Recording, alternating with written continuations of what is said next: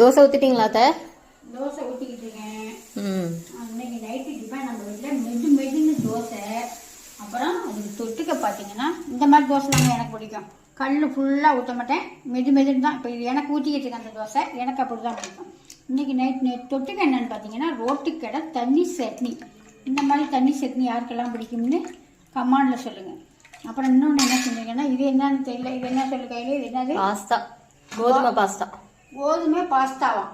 இதுதாங்க இன்னைக்கு தோசையும் கோதுமை பாஸ்தா, ரோட்டுக்கடை தண்ணி சட்னி. மழை ஜோன்னு மழை பெஞ்சிக்கிட்டு இருக்கு. ஒரே மழை, மத்தியானத்துலேருந்து ஒரே மழை. ஆமாம், காலையிலலாம் கொஞ்சம் வெயில் அடிச்சது, மத்தியானத்துலேருந்து நல்ல மழை பெஞ்சிக்கிட்டு இருக்கு எங்கள் ஊர்லாம், மன்னார்குடியிலலாம். மெதுன்னு தோசையும் ரெடி ஆயிடுச்சு. எப்படி சாப்பிட்டா பஞ்சு மாதிரி இருக்கு பார்த்தீங்களா? இந்த மாதிரி தோசை தாங்க எனக்கு பிடிக்கும். முறன்னு ஊற்றினா எனக்கு பிடிக்காது. இதில் 2 தோசை எடுத்துக்கிட்டேன், கொஞ்சோண்டு இந்த பாஸ்தா எடுத்துக்கிட்டேன். சட்னியை நல்லா மிளக்க ஊற்றிக்கிட்டு தொட்டு சாப்பிட்டோம்னா சூப்பராக இருக்குங்க. இதுக்கு தாங்க இந்த ரோட்டுக்கடை தண்ணி சட்னின்னு பேர். இப்படி சாப்பிட்டா எவ்வளோ டேஸ்ட்டாக இருக்குன்னு கமெண்ட் சொல்லுங்கள். பாய்.